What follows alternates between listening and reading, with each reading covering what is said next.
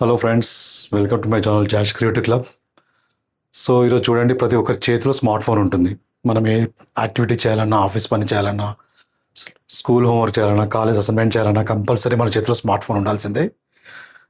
గత 2 సంవత్సరాలు మీరు అబ్జర్వ్ చేసే ఉంటారు, స్మార్ట్ ఫోన్ రేట్ అనేది రెండింతలైంది.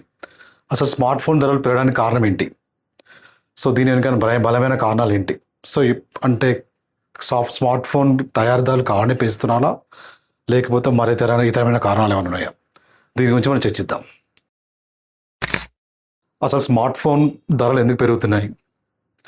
స్మార్ట్ ఫోన్లో వినియోగించే 3nm 2nm చిప్ల తయారీ కూడా చాలా ఎక్కువ అవుతుంది.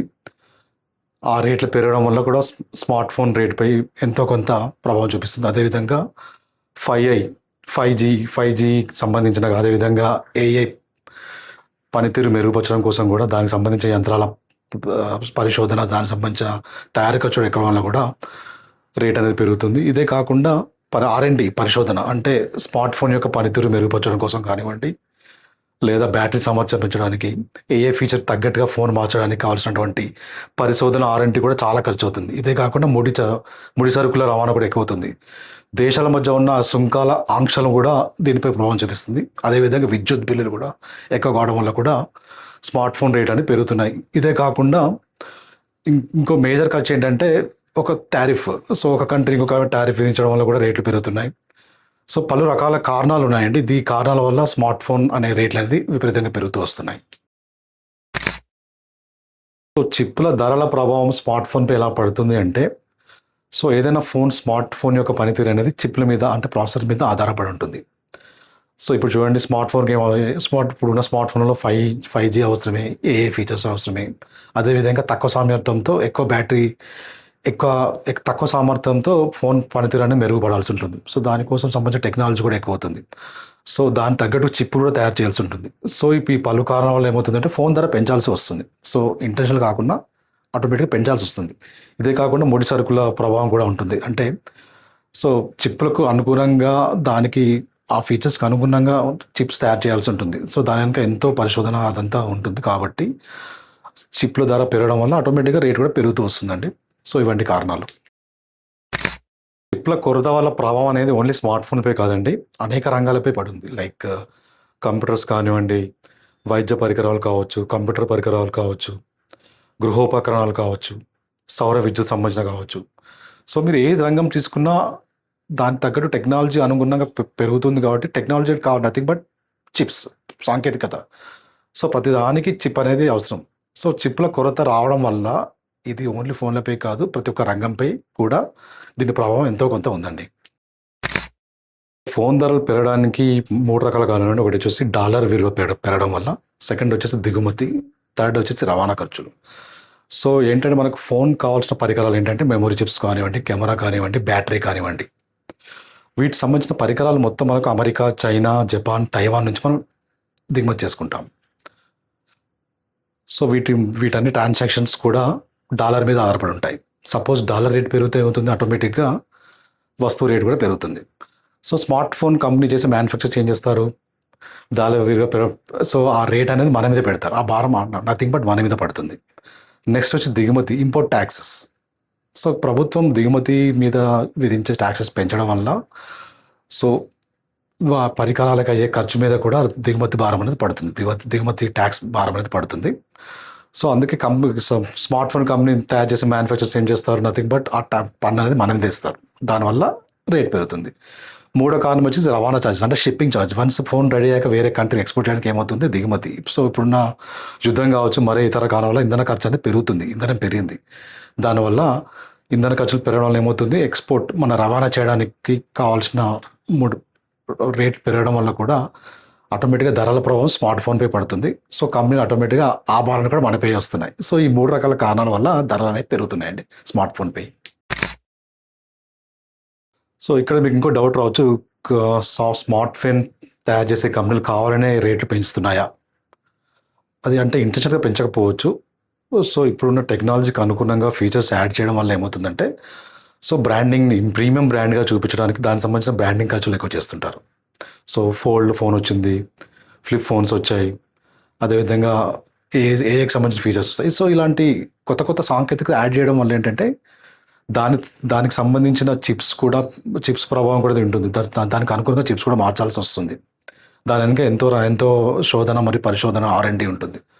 సో వీటన్నిటి ఖర్చుల వల్ల ఏంటంటే మనకు స్మార్ట్ ఫోన్ ధరలు కావాలని పెంచడం లేదు మ్యానుఫ్యాక్చర్స్.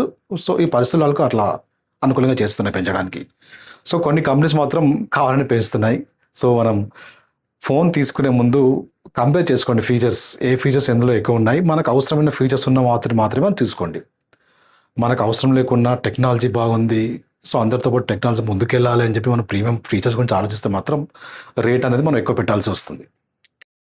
సో పండగ ఆఫర్లు కానివ్వండి, ఏదైనా ఫెస్టివల్ ఆఫర్స్ కానివ్వండి, సో క్లియరెన్స్ సేల్ ఇలాంటివి అవుతుంటాయి. ఈ-కామర్స్ సైట్లు ఏం చేస్తున్నాయంటే అప్పుడప్పుడు కొన్ని ఆఫర్స్ ఇస్తాయి. ఫ్లిప్కార్ట్, అమెజాన్ దిగ్గజ సంస్థలు ఏం చేస్తాయంటే ఇప్పుడు చూడండి ఫ్రీడమ్ సేల్ అని పెట్టారు 8th, 7th, 8th ఆ టైంలో, ఆగస్ట్ 7th, 8th. సో ఇందులో ఏం చేస్తారంటే కొన్ని ప్రీమియం మోడల్స్పై రేటు తగ్గిస్తున్నాయి. అదేవిధంగా కొన్ని మోడల్స్పై ఏంటంటే మనకు వాళ్ళు బండల్ ఆఫర్స్ ఇస్తున్నారు. అంటే ఫోన్స్తో పాటు యాక్సెసరీస్ కానివ్వండి, ఎక్స్టెండెడ్ వారంటీ అలాంటివి ఇవ్వడం జరుగుతుంది. కొన్ని ప్రోడక్ట్స్ ఏంటంటే భారీ డిస్కౌంట్స్ ఇస్తున్నారు. అదేవిధంగా ఈఎంఐ ఆప్షన్ ఇస్తున్నారు. భారీ డిస్కౌంట్ అంటే నథింగ్ బట్ ఫోన్ కొన్నప్పటికీ ఇప్పటికి మనం కంపేర్ చేసి తీసుకోవచ్చు డిస్కౌంట్ ఎంత ఉందని. అదే కాకుండా క్యాష్ బ్యాక్ ప్రయోజనం కూడా పొందే అవకాశం ఉంది. సో పండగ ఆఫర్ల వల్ల మనం ఫోన్ తీసుకోమనేది నిజంగా తెలివైన నిర్ణయం. ఇంకో డౌట్ ఇక్కడ మీకు రావచ్చు ఏంటంటే ఈఎంఐలో ఫోన్ తీసుకోవచ్చా? స్మార్ట్ ఫోన్లో ఈఎంఐ తీసుకోవడంలో ఉన్న ప్రయోజనం ఏంటంటే మీరు ఒకేసారి పెద్ద మొత్తం చెల్లించాల్సిన అవసరం లేదు. సో కొన్ని కంపెనీస్ నో కాస్ట్ ఈఎంఐ ఇస్తాయి. నో కాస్ట్ ఈఎంఐ ఇవ్వడం వల్ల ఏమవుతుంది అంటే మనకు మొత్తం చెల్లించాల్సిన అవసరం లేదు. So every month EMI pay చేస్తాం కాబట్టి వడ్డీ కూడా ఎక్కువ పడదు. సో మీరు ఒకసారి ఆ పెద్ద మొత్తం చెల్లిస్తే వడ్డీ ఏముండదు. కాబట్టి మనకు నో కాస్ట్ ఈఎంఐలో వస్తే మాత్రం అది ప్రయోజనం చెప్పొచ్చు. సో కాకపోతే ఏంటంటే మీరు కంపేర్ చేసి తీసుకోండి. ఏ బ్యాంక్, ఏ క్రెడిట్ కార్డు, ఏ డెబిట్ కార్డు, ఏ వ్యాలెట్ ద్వారా మీకు ఎక్కువ ఆఫర్స్ వస్తున్నాయో, క్యాష్ బ్యాక్ వస్తుందో, ఈఎంఐ వస్తుందో. ఈఎంఐ కూడా ఎలాంటి 0% ఈఎంఐ వస్తే మాత్రమే తీసుకోండి. నో కాస్ట్ ఈఎంఐస్ మాత్రం తీసుకోండి. అన్ని చెక్ చేసి తీసుకోండి. మీకు ఒక డౌట్ రావచ్చు, ఇప్పుడు స్మార్ట్ ఫోన్ కొనొచ్చా, కొన్ని సంవత్సరాలు వెయిట్ చేయొచ్చా అంటే 1-2 సంవత్సరాలు ఆగమంటారా? సో ఇప్పుడున్న పరిస్థితులు ఏంటంటే చిప్ల తయారీ అంటే దానికి సంబంధించిన వినియోగం తగ్గి రేట్ అదుపులోకి వస్తే మాత్రం మనం 1-2 years వరకు రేట్ అదుపులోకి వస్తే మనం చూడొచ్చు. అదేవిధంగా ఉత్పత్తి సామర్థ్యం పెరిగిన, సాంకేతికకు తగ్గట్టుగా ఉన్నటువంటి టెక్నాలజీ తగ్గట్టు కూడా దానికి సంబంధించిన రేట్లు అదుపులోకి వచ్చినా కూడా మనం కొనొచ్చు. మార్కెట్లో ఎలా ఉందో చూసి కొనొచ్చు. సో ఒక 1-2 years వరకు చెప్పండి. మన పరిస్థితిని ఇప్పుడే చెప్పలేము. రేట్లు పెరుగుతాయా లేదా అదే రేట్ అనేది కొనసాగుతుందా అనేది మనం ఇప్పుడే చెప్పలేమండి. సో ఇంకోటి ఏంటంటే మనం ఫోన్ కొనే ముందు ఎలాంటి జాగ్రత్త తీసుకోవాలి. సో మనకు ఎలాంటి ఫీచర్స్ అవసరమో ఆ ఫోన్ మాత్రమే మీరు ఎంచుకోండి. అదనపు ఫీచర్ మనకు అవసరం లేదు. ఏ ఫీచర్ మనకి ఏ ఎక్స్టెండ్ వరకు అవసరమో అలాంటి ఫోన్స్ మాత్రమే తీసుకోండి.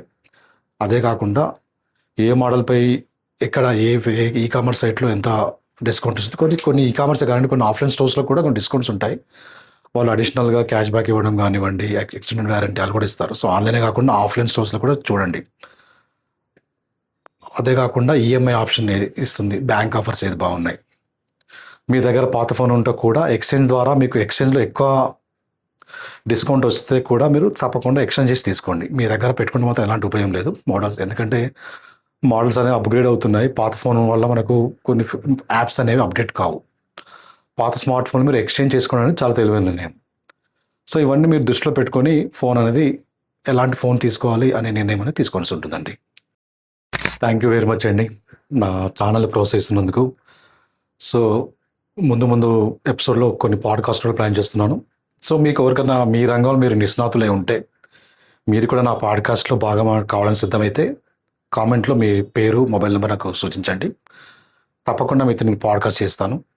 అదేవిధంగా నా పాడ్కాస్ట్ ఎలా ఉంది, నేను ఇచ్చే వీడియోస్ షార్ట్స్ ఎలా ఉన్నాయి మీకు తప్పకుండా మీరు కామెంట్ రూపంలో నాకు అందించండి. సో మీరు ఇచ్చే కామెంట్స్, లైక్సే నాకు ప్రోత్సాహకాలు. ముందు మరికొన్ని వీడియోలు చేయడానికి నాకు ప్రోత్సాహకరంగా ఉంటాయి. తప్పకుండా నా ఛానల్ లైక్ చేయండి, సబ్స్క్రైబ్ చేయండి, షేర్ చేయండి వీలంత వరకు. ఉంటారండి. Thank you very much.